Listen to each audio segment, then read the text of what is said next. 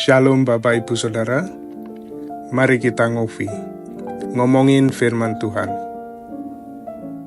Sebelumnya mari kita berdoa. Tuhan, kami akan ngobrol tentang firman-Mu. Bimbing kami ya Roh Kudus, agar kami bukan saja ngobrol tentang firman-Mu, tetapi kami menjadi pelaku yang setia. Dalam nama Yesus, firman yang hidup, kami berdoa. Amin. Hari ini kita ngopi dari Yohanes 2 ayat 1-11. Pada hari ketiga, ada perkawinan di Kana yang di Galilea, dan ibu Yesus ada di situ. Yesus dan murid-muridnya diundang juga ke perkawinan itu. Ketika mereka kekurangan anggur, Ibu Yesus berkata kepadanya, "Mereka kehabisan anggur." Kata Yesus kepadanya, "Mau apakah engkau daripadaku, Ibu? Saatku belum tiba." Tetapi Ibu Yesus berkata kepada pelayan-pelayan, "Apa yang dikatakan kepadamu, buatlah itu." Di situ ada 6 tempayan yang disediakan untuk pembasuhan menurut adat orang Yahudi. Masing-masing isinya 2-3 buyung. Yesus berkata kepada pelayan-pelayan itu, "Isilah tempayan-tempayan itu penuh dengan air." Dan mereka pun mengisinya sampai penuh. Lalu kata Yesus kepada mereka, "Sekarang cedoklah, dan bawalah kepada pemimpin pesta." Lalu mereka pun membawanya. Setelah pemimpin pesta itu mengecap air yang telah menjadi anggur itu, dan ia tidak tahu dari mana datangnya.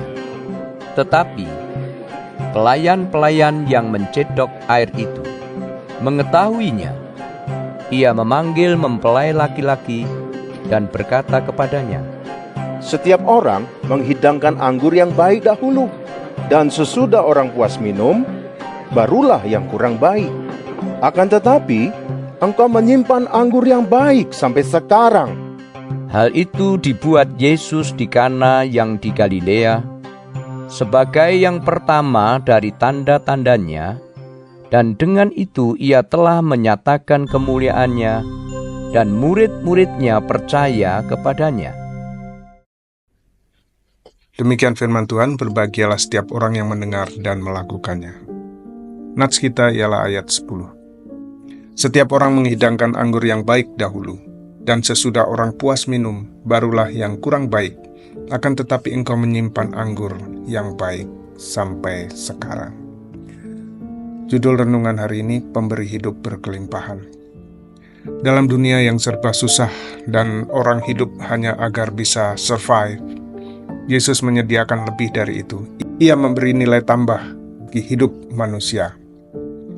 Dalam sebuah pesta pernikahan di Kana, pasangan pengantin mengundang Yesus, Maria ibunya, dan para murid.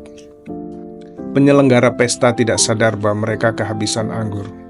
Yesus yang hadir dalam pesta pernikahan itu membuat mujizat pertama, mengubah air menjadi anggur. Pemimpin pesta sangat terkejut setelah mencicipi anggur mujizat itu. Bisa kita bayangkan apa yang akan terjadi jika sebuah pesta kehabisan anggur? Sama seperti kehabisan makanan, pesta pernikahan di zaman modern saat ini.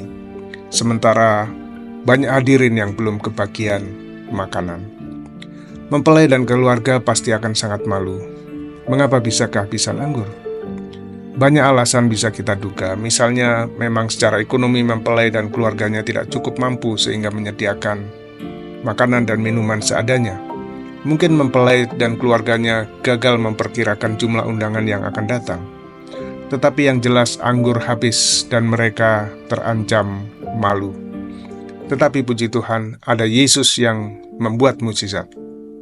Yesus tidak hanya menghindarkan mereka dari rasa malu, tetapi juga meningkatkan semarak pesta itu dengan anggur yang lebih baik. Yesus melakukan mujizat yang mengubah dan meningkatkan kehidupan orang.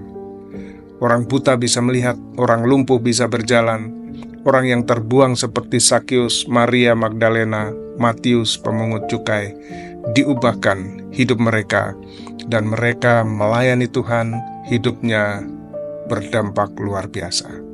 Apakah hal itu pernah terjadi dalam hidup saudara? Mungkin saudara pernah sakit, pernah gagal dalam studi, pernah gagal dalam pekerjaan atau usaha, gagal dalam hidup berumah tangga, atau bahkan mungkin ditinggalkan orang yang saudara kasihi, pergi ke rumah Bapa di surga. Pada saat seperti itu, jika Yesus hadir, Ia akan mengubahkan kekhawatiran, putus asa, kesedihan, ketakutan menjadi suatu kemenangan. John Walker adalah mantan pecandu alkohol. Ia sembuh setelah mengundang Yesus sebagai Tuhan dan Juru Selamatnya secara pribadi. Yesus mengubah hidupnya. Yesus bukan saja mengubah hidupnya, Ia memakai dia untuk menjadi berkat dengan mendirikan bidang pelayanan di gereja Saddleback, California yang disebut Celebrate Recovery, suatu pelayanan pemulihan untuk mereka yang jatuh dalam kecanduan alkohol, narkoba, dan sebagainya. Ia melatih mereka yang disembuhkan untuk melayani orang lain. Pelayanannya sangat berarti dan banyak orang hidupnya diubahkan. Hidup John Walker berubah dari sampah menjadi emas. Saudaraku, Yesus spesial dalam membuat hidup yang berkelimpahan, hidup yang lebih bernilai.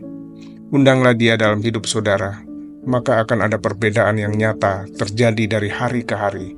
Hidup saudara akan lebih berarti dan berdampak bagi orang lain. Mari berdoa. Tuhan, terima kasih telah hadir dalam hidupku. Ubahlah aku agar hidupku menjadi berarti dan menjadi berkat bagi banyak orang. Terima kasih ya Bapa, di dalam nama Yesus anakmu yang tunggal kami berdoa. Amin.